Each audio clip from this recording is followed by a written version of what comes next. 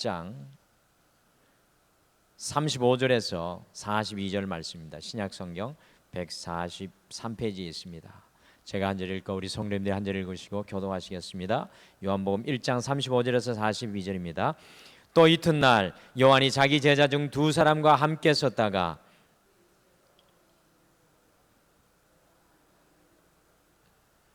두 제자가 그의 말을 듣고 예수를 따르거늘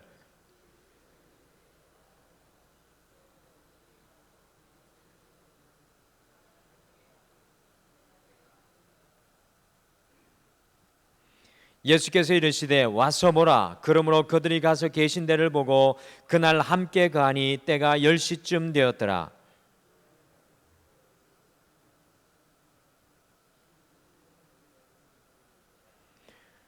그가 먼저 자기 형제 시몬을 찾아 말하되 우리가 메시아를 만났다 하고, 메시아는 번역하면 그리스도라.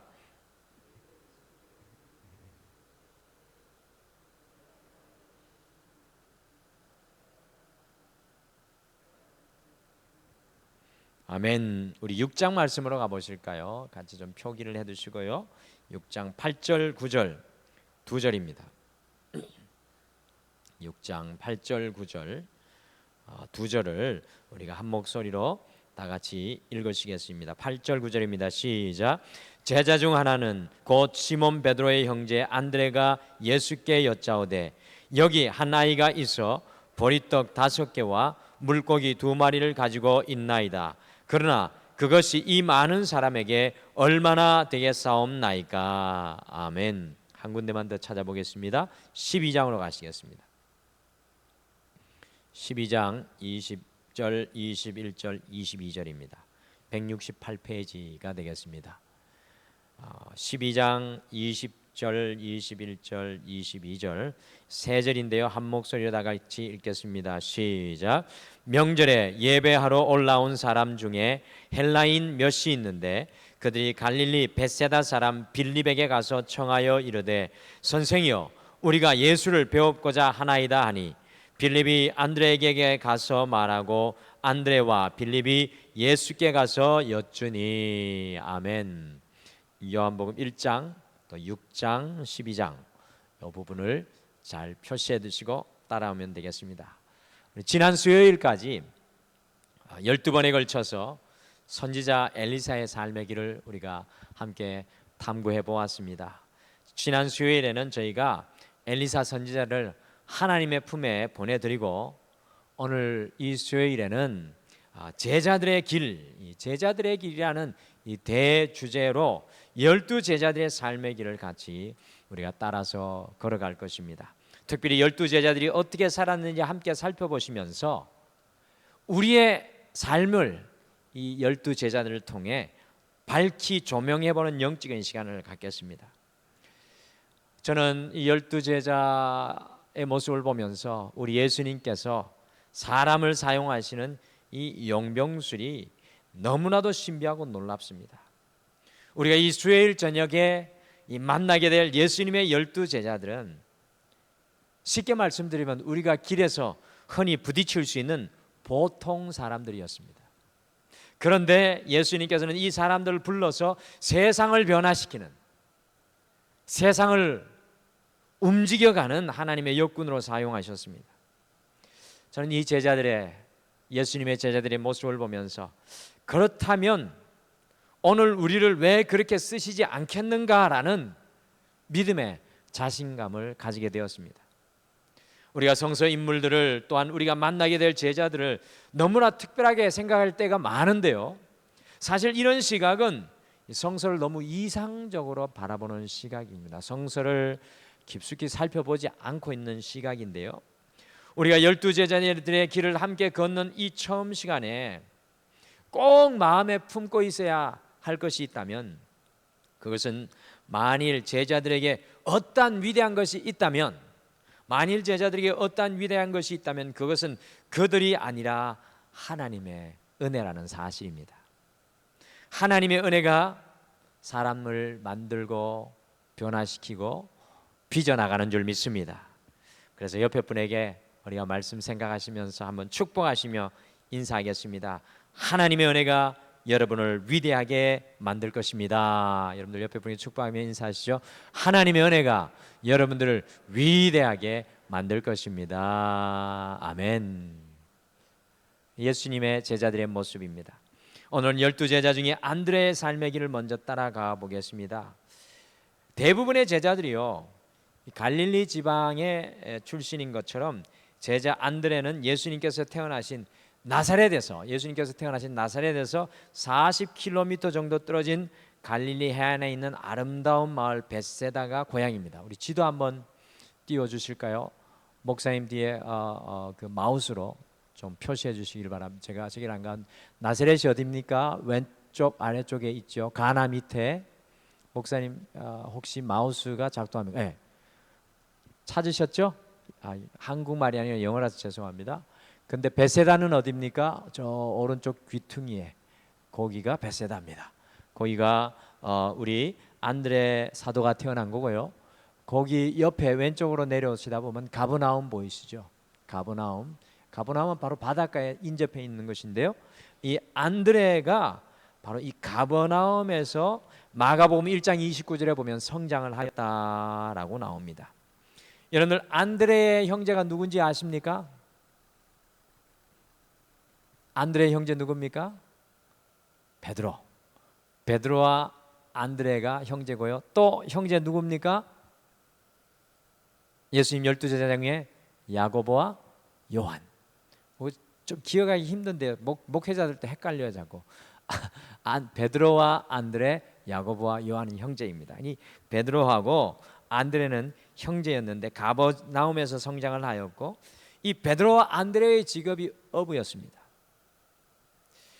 안드레는 예수님을 만나기 전에 예수님의 오실 길을 준비하였던 이 세례 요한의 제자였습니다. 여러분, 안드레가 세례 요한의 제자였습니다. 이런 사실들은 우리가 잘 모르시죠. 안드레가 세례 요한의 제자였습니다. 안드레의 특별한 점은 가만히 보면 어부였지만 고기 잡는 일보다 영적인 일에 대단한 관심을 가진 사람이었습니다. 우리가 이 안드레가 베드로의 그늘에 탁 가려 있는데 안드레가 대단한 영적인 관심을 가진 사람이었습니다.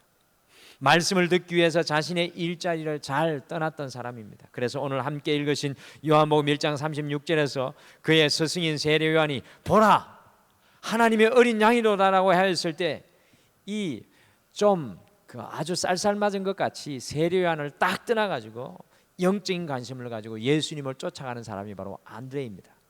그리고 결국엔 예수님의 제자가 안드레가 되었습니다.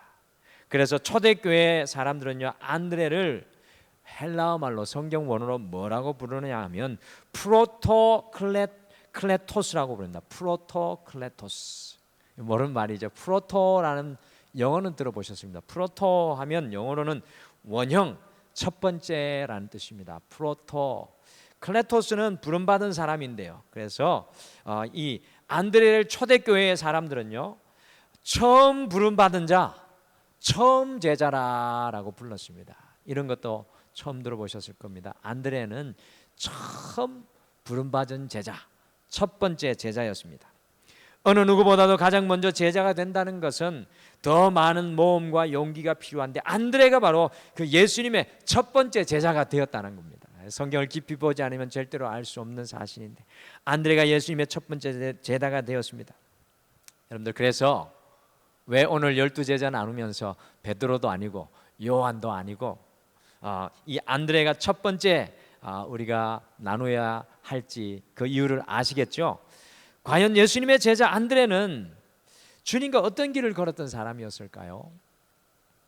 오늘 제자들의 길 그 첫 번째 시간으로 인도자 안드레라는 제목으로 안드레를 오늘 이 비오는 저녁에 한번 만나보시겠습니다. 과연 안드레는 어떤 제자였을까요? 그리고 안드레가 우리에게 오늘 조명해 밝히 보여주고 싶어하는 것은 무엇일까요? 첫 번째, 안드레는 사람들을 예수님께 인도하는 제자였습니다. 안드레는 사람들을 예수님께로 인도하는 제자였습니다. 오늘 읽으신 1장 요한복음 36절에 자기의 선생인 세례 요한의 말인 보라 하나님의 어린 양이로다 라는 말을 듣고요 안드레는 예수님을 찾아가서 39절에 보시면 그 예수님과 하루 종일 머물렀습니다. 그래서 제가 말씀드린 일자리를 떠나서 대단한 영적인 관심이 있었다는 사람을 바로 여기서 나오는 겁니다. 안드레가 요한복음 1장 38절에 예수님을 만나 처음으로 예수님께 들은 말이 무엇을 구하느냐라는 말입니다. 예수님께서 안드레를 처음 보고 안드레의 호기심으로 가득 찬 얼굴을 봤을 때 안드레에게 무엇을 구하느냐라고 물었습니다. 그런데 이 말에 안드레는 동문서답을 합니다. 어디에 계시오니까? 여러분, 이것은 무슨 뜻일까요? 안드레가 왜 이렇게 물었을까요? 그것은 바로 예수님 계신 곳을 알아 그곳에 가서 예수님과 함께 배우며 사귀고 싶었기 때문에 예수님 있는 곳을 제일 먼저 알고 싶어 했습니다. 결국 예수님을 만난 안드레는요, 예수님과 하루 종일 함께 거하며 배우며 그의 마음에 놀라운 확신이 생깁니다. 오늘 요한복음 1장에는 우리가 함께 읽었던 그 말씀 속에는 그 모습이 나옵니다. 1장 35절에서 42절 말씀이죠. 이렇게 확신의 마음이 생겼을 때 안드레가 어떠한 일을 하였습니까? 같이 요한복음 1장 41절 42절 다시 한번 읽겠습니다. 41절 요한복음 1장 41절 42절 같이 읽겠습니다. 시작. 그가 먼저 자기 형제 시몬을 찾아 말하되 우리가 메시아를 만났다 하고, 메시아는 번역하면 그리스도라, 데리고 예수께로 오니 예수께서 보시고 이르시되 내가 요한의 아들 시몬이니 장차 게바라 하리라 하시니라. 게바는 번역하면 베드로라. 아멘. 여러분들, 안드레는 놀라운 확신의 사람이었습니다. 말씀 듣고 교제하며 이렇게 확신으로 나아간다는 것도 쉬운 것이 아닌데요, 안드레는 확신의 사람이었습니다. 예수님을 그날 만나 그리스도 곧 자신들을 구원할 메시아라는 것을 확신하였습니다. 그만큼 안드레가 메시아를 간절히 기다렸다는 뜻도 되겠습니다. 그러니 그가 프로토클레토스, 예수님의 첫 제자가 되었습니다. 그런데 이것보다 더 중요한 것은요, 이것보다 더 중요한 것이 있어요. 오늘 우리에게 보여주고 싶어하는 것이 바로 이겁니다. 안드레는 확신하는 것으로만 머물지 않고 혼자만 믿는 것으로 만족하지 않고 42절에 보면 제일 먼저 형인 베드로에게 달려가 그를 데리고 예수님께 나옵니다. 베드로를 예수님께 인도하였습니다. 우리는 성경을 이렇게 쫙 찾아보면요, 성경에 안드레가 약 한 13번쯤 나올까요? 정확하게는 머리 한 13번쯤 나오는데요, 우리는 성경에 안드레가 기적적인 놀라운 일을 행하였다는 사실을 찾아볼 수 없습니다. 그러나 우리는 절대로 안드레를 과소평가해서는 안 됩니다. 제자 안드레를 과소평가해서는 안 됩니다. 왜냐하면 안드레 없이는요, 베드로는 베드로일 수 없었기 때문입니다. 베드로는 여러 가지 전설과 같은 놀라운 이야기를 많이 남긴 제자였는데요, 그 중에도 그는 하루에 3,000명을 회개시킨 사람이었습니다. 그러나 안드레는 하루에 3,000명을 회개시킨 일은 없습니다만, 그는 하루에 3,000명을 회개시킬 수 있는 사람을 그리스도 앞으로 인도하였던 사람이었습니다. 그래서 안드레는 최초의 제자일 뿐만 아니라 또 하나의 별명이 붙는데 최초의 전도자가 되었습니다. 이 안드레는 최초라는 프로토라는 말이 많이 붙습니다. 최초의 전도자가 되었습니다. 사랑하는 성도 여러분, 안드레가 우리에게 보여주고 도전하는 것이 바로 이것입니다. 우리가 베드로가 될 수 있는가를 우리 스스로에게 묻는다면 막연한 질문이 될 수도 있을 것입니다. 그러나 우리 모두는, 여러분과 저는 안드레는 될 수 있다는 사실입니다. 우리의 자녀가 베드로가 될 수도 있을 것이고요, 내가 길에서 우연히 만나 전도하는 그 사람이 내일의 베드로가 될 수 있는 가능성이 있다면 이 안드레의 역할은 얼마나 소중한 역할입니까? 베드로가 많은 사람을 인도하는 거물 사역을 하였던 제자였다면, 안드레는 베드로와 같은 월척을 건져 올리는 낚시 사역을 하였던 제자였습니다. 이 낚시 사역을 우리는 전도라고 이야기합니다. 사람들 주님 앞에 데리고 오는 것이 전도입니다. 저희가 이제 추수감사절을 앞두고 우리가 태신자를 품고 그 태신자를 행복으로의 초대로 우리 추수감사절로 데리고 오는 놀라운 영적인 추수의 기회를 가지게 될 것입니다. 그러면서 우리가 늘 생각하는 것은 큰 부담감이 되죠. 전도가 어렵다라고 생각하는데 오늘 안드레를 보면 전도가 어렵지 않다는 것을 배웁니다. 어떻게 안드레가 전도하였습니까? 베드로에게 메시아를 만나다. 굉장히 이 한마디가 어떤 제자에게서도 쉽게 흘러나오는 이야기가 아닙니다. 베드로에게 약 예수님을 쫓아다니고 1년 반이 지났을 때 베드로가 주는 그리스도시요 살아계신 하나님의 아들이라고 선포했습니다만, 안드레는 벌써 예수님을 만나는 그 순간부터 최초로 메시아라고 고백했던 또한 최초의 고백의 신앙의 사람이었습니다. 베드로에게 메시아를 만났다고 외쳤습니다. 곧 자신이 겪은 기쁨과 체험을 그대로 나누었습니다. 여러분들, 관계 전도라는 것이 이런 것입니다. 내가 만난 예수님을 그대로 나누어 주면 그것이 전도가 됩니다. 여러분들, 우리 마음속에 예수님의 향한 확신이 가득 차 있다면, 내 안에 역사하시는 주님을 우리가 가득 품고 있다면 메시아를 만났습니다라고 말하지 않을 사람이 누가 있겠습니까? 이 안드레는요, 자기가 만나는 사람들 다 주님께 데려오는 간절한 열정의 사람이었습니다. 이제 우리가 계속해서 보겠지만 우리가 읽은 세 부분 모두 다 사람들을 안드레가 예수님 앞에 데리고 오고 있어요. 주님 만나면 살아날 것을, 주님께 나오면 새 삶이 있을 것을, 주님께 인생의 해답이 있음을 믿고 사람들을 주님께 인도하는 제자가 바로 안드레였습니다. 안드레. 그것이 안드레의 또한 전도였습니다. 우린 베드로와 사도 바울과 같은 능력의 사람은 될 수 없지만 한 사람을 주님께 데리고 오는 안드레는 될 수가 있습니다. 우리가 안드레에게 배우고 도전받는 것이 이겁니다. 우리의 삶 가운데 주님 만난 흔적으로 늘 주님을 드러내며 사람들을 주님께 데리고 오려는 그 영적인 인도자, 그 영적인 안내자의 열정이 여러분과 저에게 일어나기를 간절히 축복합니다. 그래서 우리도 우리의 인생 가운데 주님이 예비하신 월척을 건져 올리는 능력의 삶이 되시기를 간절히 축복합니다. 둘째, 안드레는 작은 것에서 큰 것을 볼 줄 아는 제자였습니다. 작은 것에서 큰 것을 볼 줄 아는 제자가 안드레였습니다. 요한복음 6장으로 넘겨보시죠. 요한복음 6장, 제가 말씀드렸죠. 8절 9절 말씀입니다.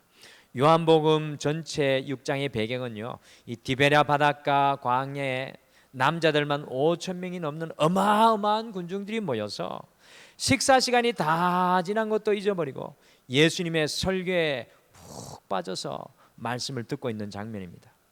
우리 예수님께서 이 모습을 보시고 감동을 하셨는지 예수님께서는 그들의 영적인 양식을 공급하실 뿐만 아니라 육적인 양식도 공급해주고 싶으셨습니다. 그래서 제자들에게 너희들이 양식을 공급하라고 하셨습니다. 그러자 제자 빌립은요, 이 많은 사람들을 다 먹이려면 200데나리온 곧 장정 1년 품삯 정도는 있어야 하는데 돈도 없고 그 돈이 설령 우리에게 있다고 하더라도 광야에서 어떻게 그 많은 음식을 한꺼번에 구할 수 있겠냐면서 회의적인 의견을 제시를 했습니다. 그런데 예수님의 그 말씀을 듣고 문제 해결의 실마리를 찾던 안드레가 8절과 9절의 반응을 나타냅니다. 우리 같이 요한복음 6장 8절 9절 함께 읽겠습니다. 같이 읽겠습니다. 시작. 제자 중 하나 곧 시몬 베드로의 형제인 안드레가 예수께 여짜오되 여기 한 아이가 있어 보리떡 5개와 물고기 2마리를 가지고 있나이다. 그러나 그것이 이 많은 사람에게 얼마나 되겠사옵나이까. 2000년 전인 예수님의 시대에는 어린아이들을 그리 소중하게 대하지 않았습니다. 그래서 군중 5천 명을 계수할 때에도 아이들은 포함시키지 않았고요, 아버지가 버릇없는 아이를 죽여도 용인되는 사회가 예수님의 시대였습니다. 오늘 사람들과 다른 제자들은요, 철저히 어른들의 수요와 200데나리온이라는 액수만 거론하고 있지만요, 사실 우리 하나님의 셈, 하나님의 카운트는 사람 수에도 못 들었던 어린아이와 그의 보리떡 5개와 물고기 2마리가 분명히 들어 있었습니다. 우리 주님께서 그걸 계산하시고 계셨습니다. 안드레는 하나님의 셈법을 어느 정도는 알고 있었던 것 같습니다. 그래서 수많은 군중 속에 끼어있는 아이들까지 일일이 안드레가 살폈습니다. 저는 그래서 안드레의 이 모습을 보면서 이런 결론에 이르게 되었습니다. 안드레는 아주 사려 깊은 사람으로 작은 것에서도 큰 것을 볼 줄 아는 사람이다. 작은 것에서도 큰 것을 볼 줄 아는 사람. 안드레는 작은 것의 가치를 보는 눈이 있었고 작은 일을 함으로 큰 일을 이루는 방법을 알고 있었습니다. 믿음의 사람들은요, 인간의 계산대로만 아니라 인간의 계산에다가 하나님의 변수, 인간의 계산에 하나님의 변수를 넣을 줄 아는 사람들이 진정한 그리스도인입니다. 많은 제자들이 이 광야에 있었지만 안드레만이 불가능한 상황 속에서 예수님의 능력에 대한 믿음의 행동을 보였습니다. 저는 종종 하나님께서 일하시는 것을 생각할 때마다 펌프에 마중물을 넣는 것을 떠올립니다. 여러분들 마중물 뭔지 아시죠? 펌프에 물이 올라오기 전에 물 한 바가지 붓고 이렇게 하는 거 있지 않습니까? 저희 집에 어릴 적에도 이 지하수를 끌어올리는 펌프가 있었는데요, 눈에 보이지 않지만 지하에 숨어있는 어마어마한 수온을 끌어올리기 위해서 펌프 속에다가 마중물을 넣고 얼마간 열심히 펌프질을 하면요, 땅속 깊은 곳에 있던 물이 콸콸콸콸 터져 나옵니다. 어릴 때 너무나 신기했습니다. 여기에서 땅속에 묻혀있는 물은요, 무궁무궁한 하나님의 역사입니다. 우리의 눈에 보이지 않지만 하나님의 역사는 우리의 인생 속 그 깊은 곳에 무궁무진하게 숨어 있습니다. 그것을 끌어내기 위해서는 우리의 믿음이라는 마중물이 필요합니다.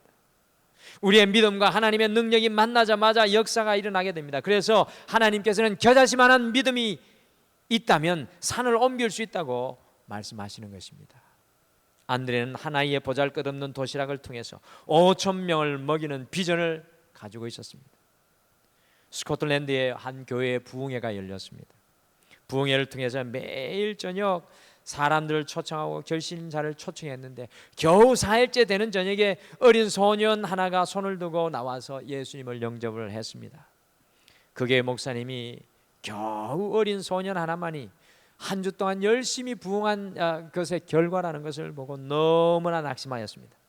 그런데 그로부터 20년이 지난 후에 어떤 일이 일어난 줄 아십니까? 그 부흥회 때 주님을 영접한 그 소년이 예수 그리스도를 아프리카에 전하는 놀라운 하나님의 사람인 리빙스톤이 되었습니다.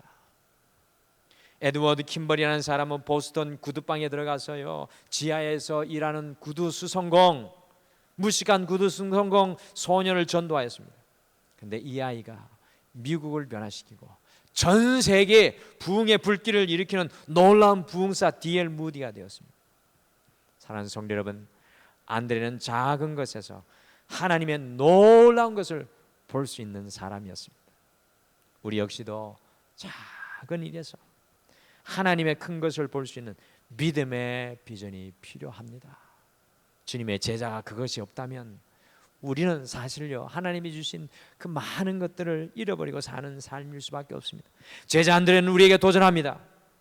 우리의 작은 현실에서도 하나님의 큰 역사를 보라.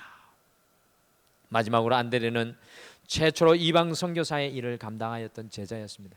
이 안드레는 첫 번째 제자, 첫 번째 전도자, 첫 번째 선교사. 이 최초라는 말이 계속 붙고 있습니다. 요한복음 12장으로 가보시죠. 요한복음 12장 20절 22절에 보시면 어느 날 예수님의 소문을 듣고 명절인 유대 유월절에 헬라 사람들 곧 그리스도족 사람들이요, 성전에 올라왔다가 예수님의 소문을 듣고 예수님 뵙고자 빌립을 통해서 면담을 요청해 왔습니다. 아마 빌립하고 무슨 연관이 있었던지 빌립을 통해 면담을 요청했습니다. 그러나 빌립은요, 예수님께 그 사람들 데리고 가지 않고 안드레에게 가서 이 사람들이 예수님을 만나도 되는지 물었습니다. 그랬더니 안드레는 선뜻 이 헬라 사람들을 예수님께로 이끌고 갔습니다. 형인 베드로를 안드레가 인도해 갔고, 그 다음에 어린 소년을 예수님께 인도해 갔고, 마지막 이 헬라 사람들, 이방인들을 예수님께로 데리고 가는 사람이 바로 안드레입니다. 우리가 성경으로 읽기는 쉬운 일인데, 여러분들 2000년 전에 유대 사회에서 이방인이 유대인을 만나는 것이 절대로 쉬운 일이 아니었습니다. 벌써 예수님은 명사가 되어 있는데요. 이런 분을 이방인들이 만난다는 것이 쉬운 일이 아닙니다. 그러니 빌립이 고개를 갸우뚱하고 헬라 사람들을 안드레에게 먼저 데리고 갔던 겁니다. 그랬더니 안드레가 어떻게 합니까? 안드레는 두 번도 생각하지 않고 바로 예수님께 데리고 갔습니다. 안드레는요, 유대의 전통보다 민족주의보다 주님의 복음의 가치를 앞에 두고 살았습니다. 그러니 이런 행동이 가능한 것입니다.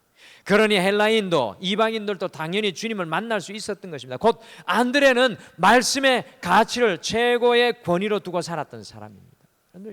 오늘날 우리에게 도전하는 큰 도전입니다. 우리가 하나님의 말씀 사모한다고 하지만 하나님의 말씀이 우리의 삶의 최고의 가치는 아닌 것을 너무나도 많은 순간에 발견합니다. 안드레는 말씀의 가치를 최고의 권위로 두고 살았던 사람입니다. 하나님의 가치관이 안드레의 삶의 나침판이었습니다. 그러니 이방인도 당연히 주님을 만나야 하는 것입니다. 초대교회 전성에 의하면 이때에 왔던 헬라인들 중에 누가복음과 사도행전을 기록했던 이방인 누가가 있었고요. 이때 누가가 예수님을 만나게 되었다는 것입니다. 그래서 이 누가복음 사도행전을 기록하는 놀라운 일, 또 주님을 누가를 헬라 사람인 누가를 예수님께 데리고 갔더니 안드레가 월척을 건져 올리고 있습니다. 곧 안드레는 사도 바울을 앞서서 최초로 이방인 선교사의 일을 오늘 감당합니다. 그리고 실제로 안드레는요, 에베소서에 가서 또 그리스에 가서 러시아까지 가서 이방 선교의 일을 당하다가, 여러분들 혹시 X자 십자가를 보신 적 있는 분들 계십니까? X자 표시의 십자가 보신 적 있으십니까? 못 보셨어요? 이렇게 생긴 십자가 말고 X자로 생긴 십자가 보신 적이 있습니까? 못 보셨군요. 그걸 왜 메고 다니냐 하면 이 안드레가 X자로 된 십자가에 못 박혀서 죽었기 때문에 이 안드레의 십자가가 바로 X자의 십자가입니다. 안드레를 기리면서 X자 십자가를 하는데, 스코틀랜드 사람들은요 11월 30일이 되면 녹색을 상징한 그 깃발을 들고 지내는데, 그게 바로 안드레를 기리는 모습입니다. 최초의 이방인 선교사의 일을 주님의 말씀 앞에 붙들려 감당했습니다. 사랑하는 성도 여러분, 안드레가 우리에게 도전합니다. 하나님의 말씀의 가치가 우리의 삶의 중심이 되어야 한다는 것입니다. 말씀이 우리를 만들고 우리를 변화시키고 우리를 이끌어 가야 합니다. 하나님의 말씀에 주도되었던 안드레는 최초의 선교사의 역할을 하였습니다. 하나님의 말씀의 반석 위에 서면 우리도 삶 속에서 주님의 선교사로 살아가게 될 것입니다. 말씀을 붙들고 살아가면 우리의 삶의 최전방에서 하나님의 선교사, 하나님의 나팔이 될 줄 믿습니다. 만약에 안드레가 없었다면 베드로가 없었을 것입니다. 만일 안드레가 없었다면 5천 명은 광야에서 굶주렸을 것이고 헬라인들 특별히 누가도 주님을 만나지 못하였을 것입니다. 그러면 누가복음 사도행전도 존재할 수가 없었을 것입니다. 그러므로 우리의 삶에는 반드시 안드레의 삶의 길이 필요합니다. 마지막으로 우리 스스로에게 질문합니다. 안드레는 어떤 사람이었습니까? 안드레는 삶의 소망과 해답 되시는 예수님께 사람들을 데리고 오는 영혼의 인도자였습니다. 안드레는 작은 것에서도 하나님의 놀라운 위대한 일을 볼 수 있는 믿음의 사람이었습니다. 안드레는 하나님의 말씀으로 주대되는 하나님의 군사였습니다. 남은 한 주간 안드레의 길을 여러분과 저도 걸어가는 주님의 제자가 되시기를 간절히 축복합니다. 우리 이 시간 같이 찬양 하나 하시면서요, 오늘 말씀 생각하시며 결단하며 기도하시겠습니다. 주님 손잡고 일어서세요 라는 찬양인데요, 우리 안드레의 모습, 어떤 연약한 상황 가운데 있을지라도 안드레가 작은 것을 보더라도 그 안에 하나님의 역사를 보았다고 했지 않습니까? 우리의 인생 가운데 혹시 아픔과 고난과 그 환경이 어려운 분들 계십니까? 주님 손잡고 안드레와 같이 우리도 하나님의 큰 것을 바라볼 수 있기를 간절히 소원합니다. 같이 찬양하겠습니다.